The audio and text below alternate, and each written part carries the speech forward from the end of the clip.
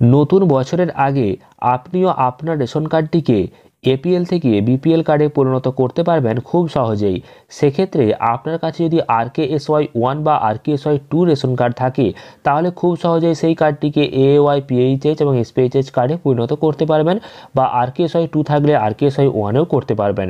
সেক্ষেত্রে কিছু নির্দিষ্ট পদ্ধতি রয়েছে যেখানে কিন্তু আপনি এই সহজ পদ্ধতি ব্যবহার করেই আপনার কার্ডের যে ক্যাটাগরি সেই ক্যাটাগরি পরিবর্তন করতে পারবেন। তো আজকেই এই ভিডিওতে জানাবো এই সহজ পদ্ধতিগুলি কি। ভিডিওটি শেষ পর্যন্ত অবশ্যই দেখবেন। তার আগে ভিডিওটিকে লাইক করুন এবং চ্যানেলটিকে সাবস্ক্রাইব করে পাশের বেল আইকনে অল প্রেস করে রাখুন। আপনারা অনস্ক্রিন দেখতে পাচ্ছেন, আপনার কাছে যদি RKSY 1 বা RKSY 2 রেশন কার্ড থাকে তাহলে খুব সহজে আপনি সেটিকে AAY, PHH বা SPHH কার্ডে পরিণত করতে পারবেন। সেক্ষেত্রে কিছু পদ্ধতি অবলম্বন করলেই আপনি আপনার রেশন কার্ডটির ক্যাটাগরি পরিবর্তন করতে পারেন। প্রথমত, অটোমেটিক কার্ড পরিবর্তন হয়। এই বিষয়ে আপনাদেরকে একটু বুঝিয়ে বলি, তারপর দ্বিতীয় এবং তৃতীয় পয়েন্টে যাব।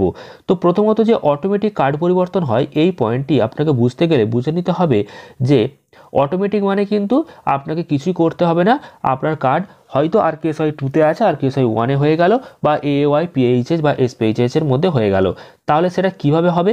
ধরুন আপনার যিনি হেড অফ দ্য ফ্যামিলি অর্থাৎ পরিবারের যিনি প্রধান, তার হয়তো রেশন কার্ডটির ক্যাটাগরি রয়েছে AAY, আর আপনার রেশন কার্ডের ক্যাটাগরি হয়েছে RKSY 1 বা 2। সেক্ষেত্রে এই যে হেড রয়েছে AAY, আপনার এই কার্ডটি কিন্তু AAY পরিণত হয়ে যাবে। অটোমেটিক পরিবর্তন কিন্তু হয়ে গেল।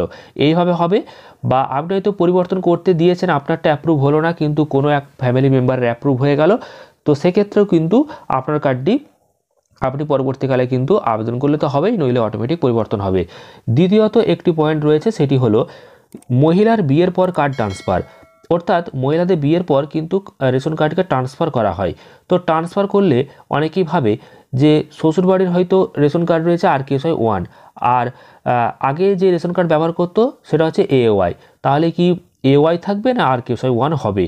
তো সেক্ষেত্রে জানাবো, বিয়ের আগে বাপের বাড়িতে যেই রেশন কার্ডটি ছিল সেই রেশন কার্ডটাই কিন্তু হবে। অর্থাৎ ধরুন AAY ছিল তো AAY কিন্তু থাকবে, সেক্ষেত্রে কিন্তু পরিবর্তন হবে না।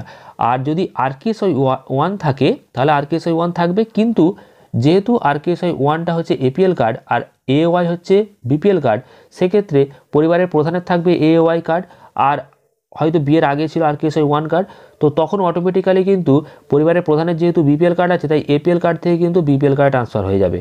আশা করি বুঝতে পেরেছেন। তো এইভাবে কিন্তু অটোমেটিক ট্রান্সফার হয়। আর তৃতীয়ত একটি আবেদন রয়েছে, সেটি হচ্ছে আপনি নিজে অনলাইনে আবেদন করবেন অথবা সংশ্লিষ্ট রেশন দপ্তরের অফিসে গিয়ে যোগাযোগ করে ফর্ম ফিল আপ করবেন। অর্থাৎ আপনি অনলাইনে আবেদন করলেন, বা আপনি হয়তো জানাতে চাইলেন যে আমার রেশন কার্ডটি APL রয়েছে, আমি BPL কার্ডে পরিণত করতে চাই। সেক্ষেত্রে AAY, PHH বা SPHH কার্ডে আপনি আবেদন করলেন যে কোনো একটা ক্যাটাগরিতে। তো সেক্ষেত্রে আপনি সংশ্লিষ্ট যে রেশন দপ্তর রয়েছে সেখানে গেলেন, সেখানে একটা ফর্ম আছে, সেই ফর্ম আপনি ফিল আপ করলেন। তারপর যদি অ্যাপ্রুভ হয় যাচাই করার পর, তাহলে আপনি BPL কার্ড পাবেন। আর অনলাইনেও আবেদন করা যায়, তো সেই একই ব্যাপার, অনলাইনেও আপনি আবেদন করতে পারেন।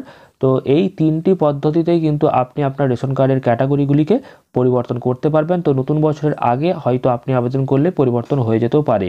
তো এই সমস্ত পদ্ধতিগুলো আপনি অবশ্যই অবলম্বন করবেন। আপনার কাছে বর্তমানে কোন ক্যাটাগরি রয়েছে অবশ্যই কমেন্ট করে জানান। আপনি কোন ক্যাটাগরির তে পরিবর্তন করতে চান রেশন কার্ডটিকে সেটাও জানাতে পারেন। কোন জেলা থেকে ভিডিওটি দেখছেন সেটা চাইলে আপনারা কমেন্ট করুন।